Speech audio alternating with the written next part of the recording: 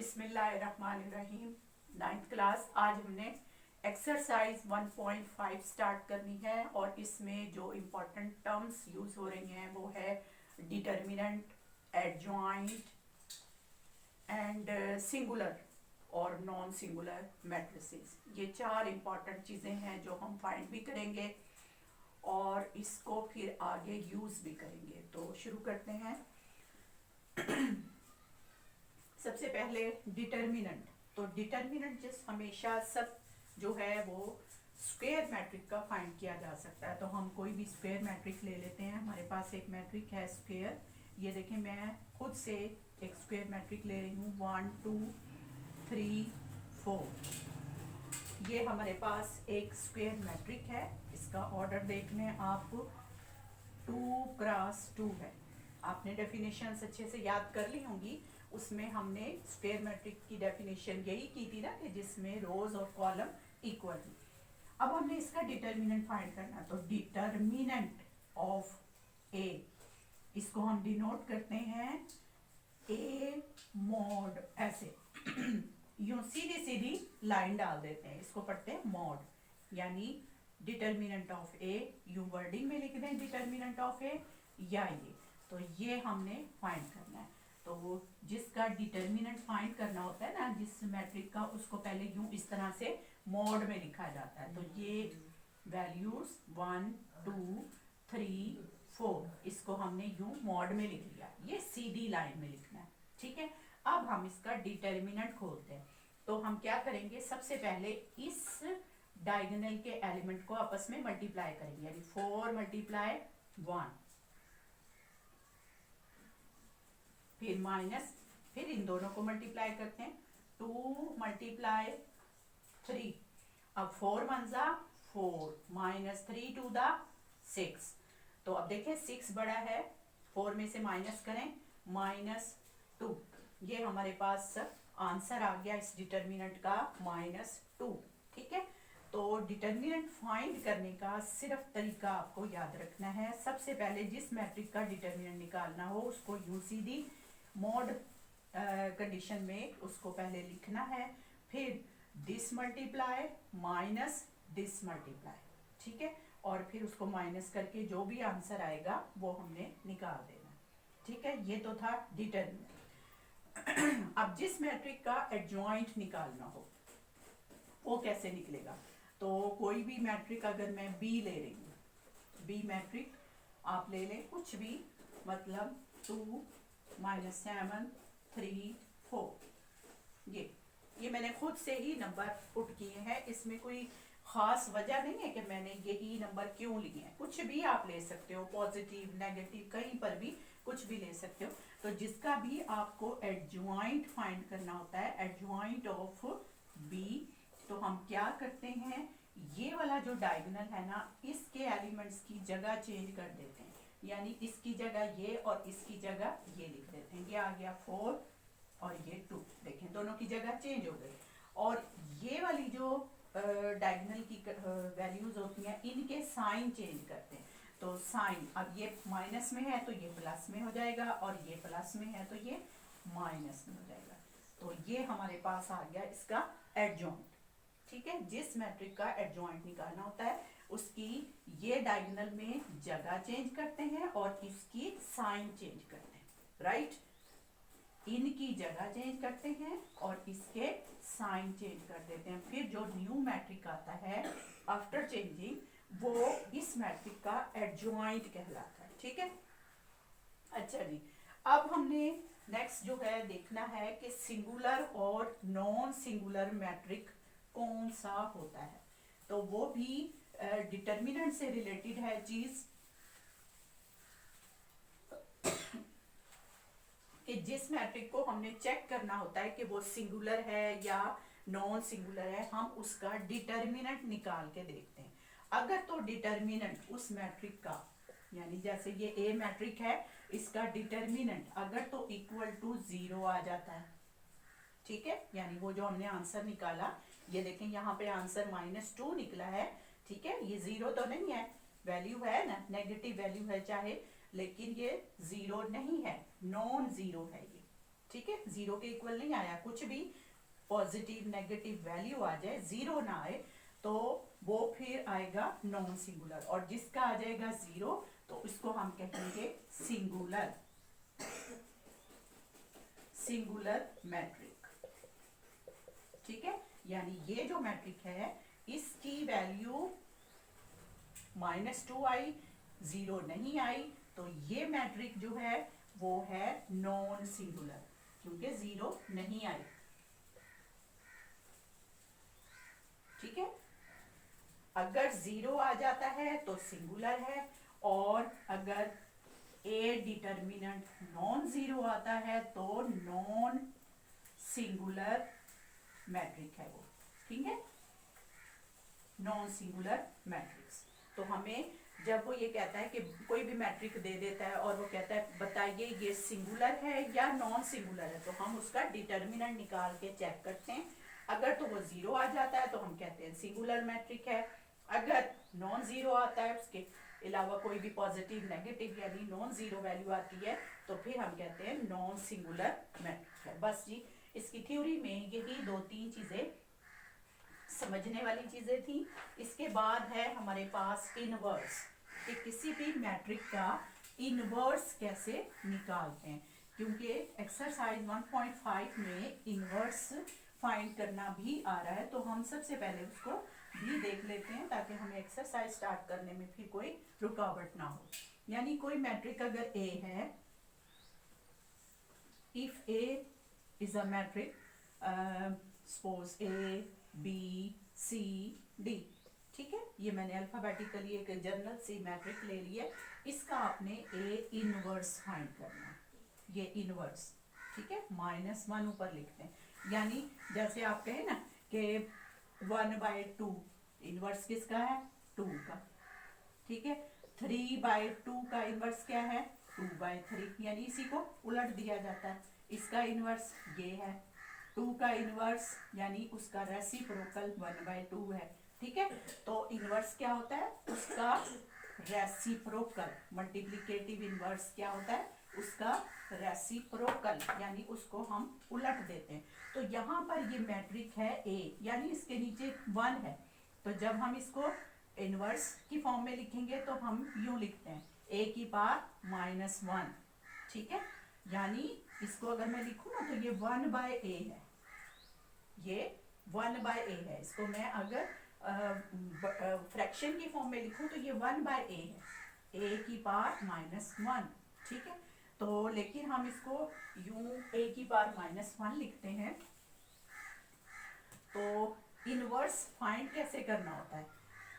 किसी भी मैट्रिक का इनवर्स फाइंड कैसे करते हैं? उसका फॉर्मूला है एडजॉइंट ऑफ ए, यानी इसी मैट्रिक का एडजॉइंट डिवाइडेड बाय इसी मैट्रिक का डिटर्मिनेंट। ये देखें, मॉड में लिखते हैं तो डिटर्मिनेंट, और इस तरह इसका जॉइंट। तो अभी हमने एडजॉइंट का फॉर्मूला भी देखा और मैट्रिक्स भी हमने देखा किस तरह फाइंड करना। जब ये दोनों चीजें हम फाइंड कर लेते हैं तो हम उसको इस फॉर्मूले में पुट कर देते हैं और फिर वो इनवर्स निकल आता है। तो हम अब इसकी एक्सरसाइज स्टार्ट करते हैं, वहां पे हमें इसकी प्रैक्टिस भी हो जाएगी और हमारे पास जो क्वेश्चंस हैं वो भी हम सॉल्व करेंगे। तो एक्सरसाइज 1.5 जी, क्वेश्चन नंबर 1 है exercise 1.5, find the determinant of the following matrices.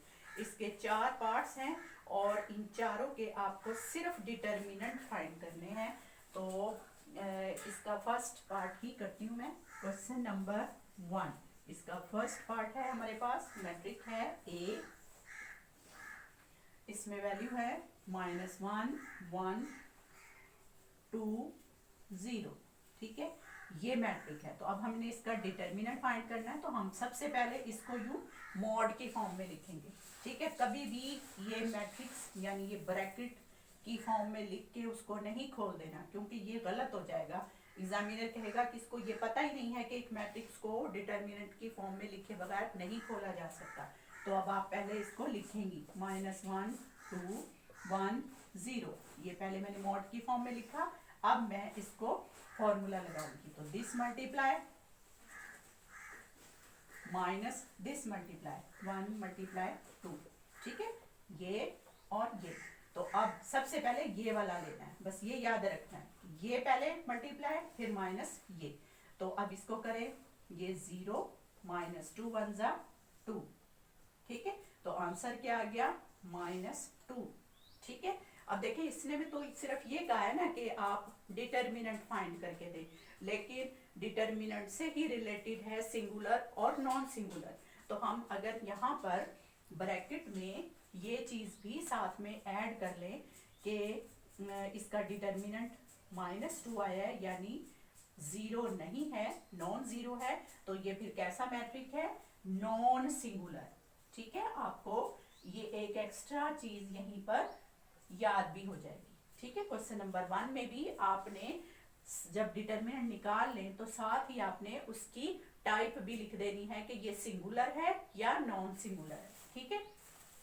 इसी तरह बी मैट्रिक है, बी मैट्रिक भी एक और इसका पार्ट कर लेते हैं। ये तो नॉन सिंगुलर निकल आया है, तो देखते हैं शायद वो सिंगुलर हो जी। इसका second part B matrix, B matrix में है 1 -2, ये -2, और इधर है जी 3 और 2, ये 3 और ये 2, ठीक है। ये हमारे पास मैट्रिक है। अब इसको देखते हैं, ये बी का डिटर्मिनेंट, ठीक है। इसको पहले डिटर्मिनेंट की फॉर्म में लिखें, 2 -2, ये। अब इसको मल्टीप्लाई कर लें, 2 1 जा 2, माइनस का 2, फिर -3 2 दा 6। देखें ये दोनों सेम साइन के साथ आ गए हैं। अब इन दोनों को हम इकट्ठा कर लेंगे, 6 और ये 2 क्या हो गया, -8।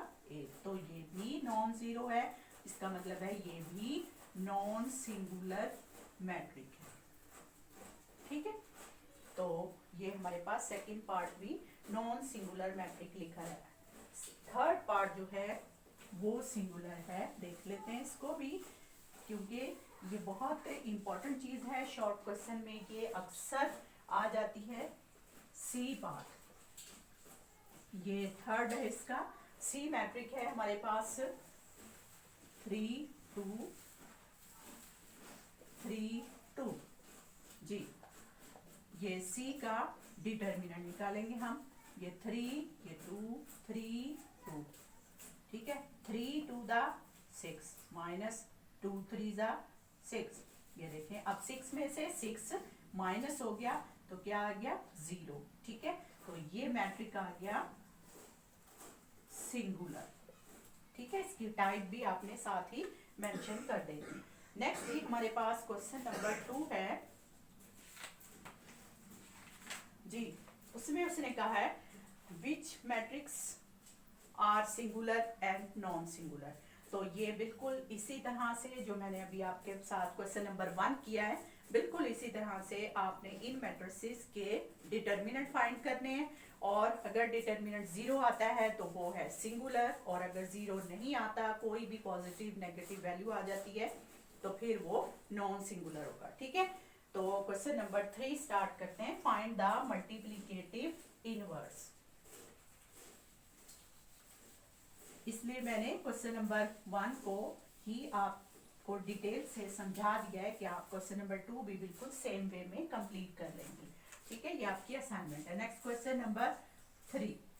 अब आपने इसको मल्टीप्लिकेटिव इनवर्स इसमें फाइंड करना है। तो ए मैट्रिक आपका फर्स्ट पार्ट ले रही हूं मैं। ए मैट्रिक है हमारे पास -1 3 2 0। ये हमारे पास मैट्रिक है। इसका आपने ए इनवर्स फाइंड करना है, ठीक है। तो फॉर्मूला लिखते हैं। We know that A inverse is equal to adjoint of A divided by A determinant, ठीक है।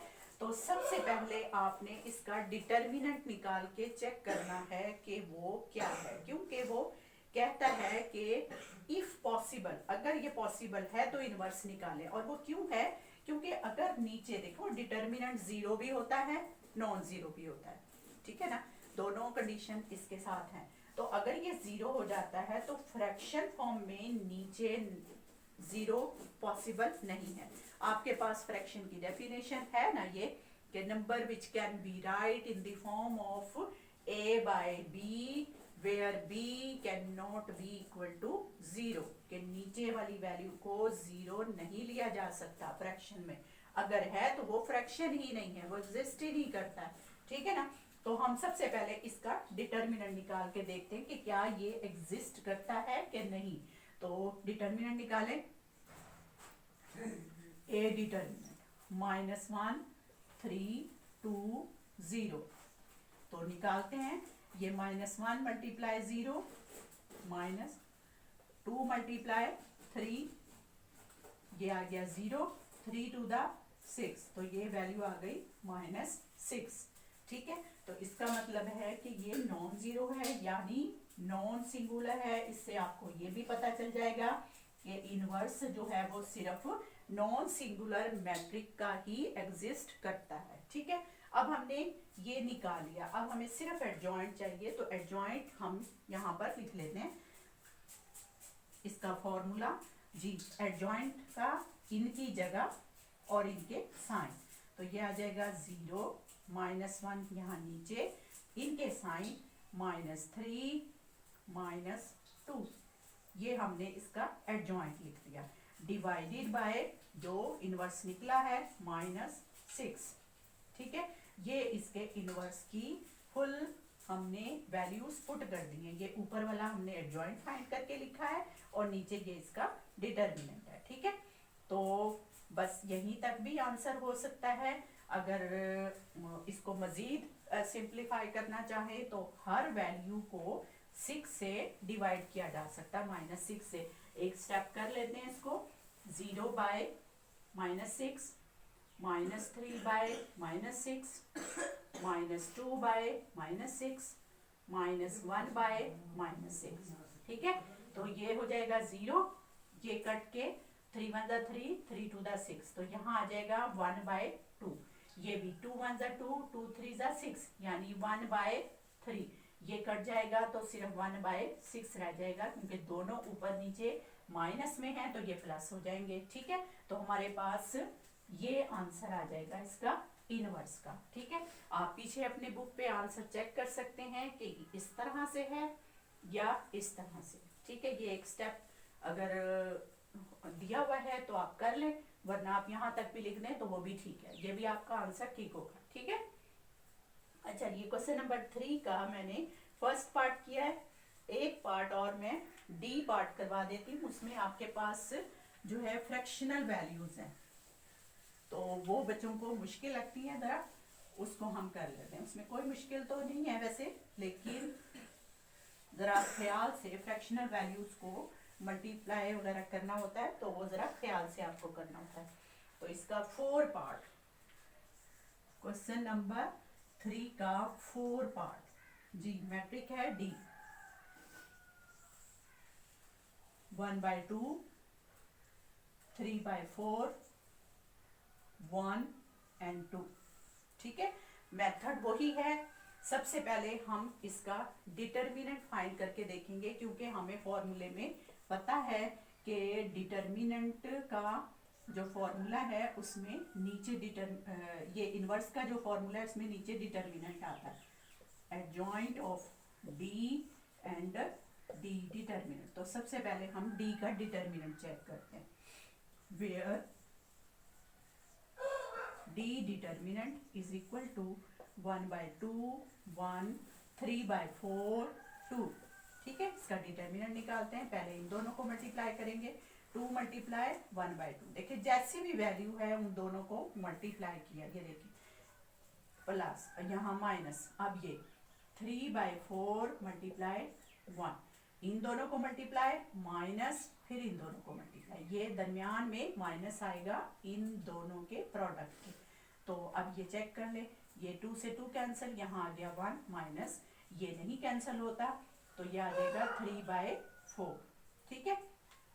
अब देखिए ये होल वैल्यू है और ये फ्रैक्शन वैल्यू है, तो इसको आपने ऐड करना है बाय टेकिंग एलसीएम। तो एलसीएम आ गया 4, 4 वन ज़ा 4 माइनस 3, तो ये 4 में से 3 निकाला 1, 1/4।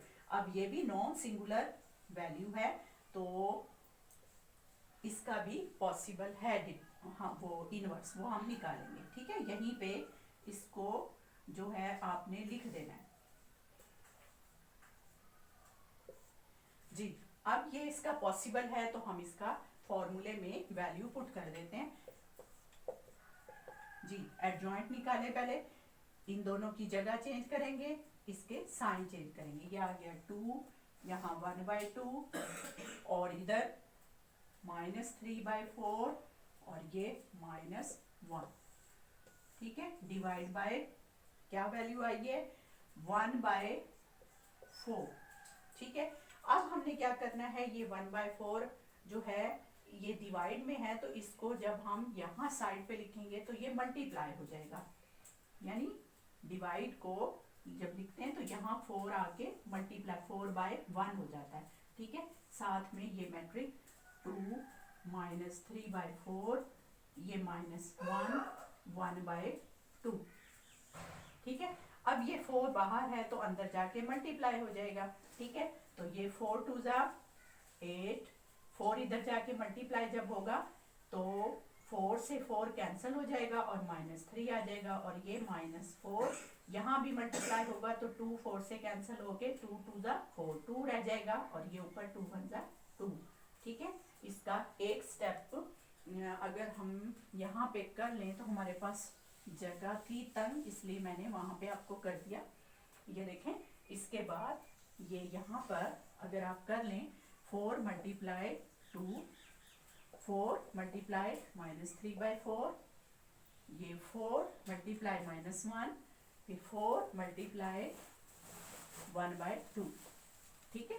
ये 4 को मैं अंदर ले गई, तो ये देखिए 4 2 ज़ा आ गया 8, ये 4 1 ज़ा -4, ये 4 से 4 कैंसिल हो गया -3, ये 2 1 ज़ा 2, 2 2 ज़ा 4, और ये 2 1 ज़ा 2, तो ये हमारे पास इसका आंसर आ गया। ये देखिए 8 -3 -4 और ये 2, ठीक है। बहुत आसान है, सिंपल है। फॉर्मूला आपने लिखना है, सबसे पहले उसका डिटर्मिनेंट चेक करना है कि वो 0 तो नहीं है, ठीक है। जब वो 0 ना हो तो फिर आपने इस फॉर्मूले में उसकी वैल्यू को पुट कर देना, एडजॉइंट और डिटर्मिनेंट, ठीक है। डिटर्मिनेंट जो है वो फ्रैक्शन फॉर्म में था, इसलिए हमने जब उसको मल्टीप्लाई में किया तो ये रेसिप्रोकल हो गया, ठीक है। ये चीज़ फिर अंदर जाके मल्टीप्लाई हो गई। ये बात जो है ये मैं आपको थोड़ा सा अलग से समझाऊंगी कि किस तरह से जब डिवाइड की चीज़ होती है वो मल्टीप्लाई में चेंज होती है तो कैसे बदल जाती है। देखें 2/3 है, ये डिवाइड है 7/4, ये दो फ्रैक्शन है। अब देखें डिवाइड है दरमियान में, जब हम इस डिवाइड को मल्टीप्लाई में चेंज करते हैं तो हम इसको उलटते हैं ना, तो ये हो जाता है 4/7, ठीक है ना। तो वही चीज़ मैंने यहाँ की है, यहाँ नीचे डिवाइड हो रही थी, ये जब मैंने इसको मल्टीप्लाई में चेंज किया है तो ये 4/1 बन गया, ये 4/1 बन गया। अब 1 को तो हम नीचे कंसीडर ही नहीं करते, तो सिंपल 4 को ही मैं अंदर लेके गई हूँ और उसको साथ में जाके मल्टीप्लाई कर दिया है हर नंबर के साथ, ठीक है। I hope you have cleared the question number 3 completely. We have complete question number 1 2 3 of exercise 1.5 in the next video. मैं जो है आपको क्वेश्चन नंबर 4 5 6 जो है इंशाल्लाह करवाऊंगी। अल्लाह हाफिज़।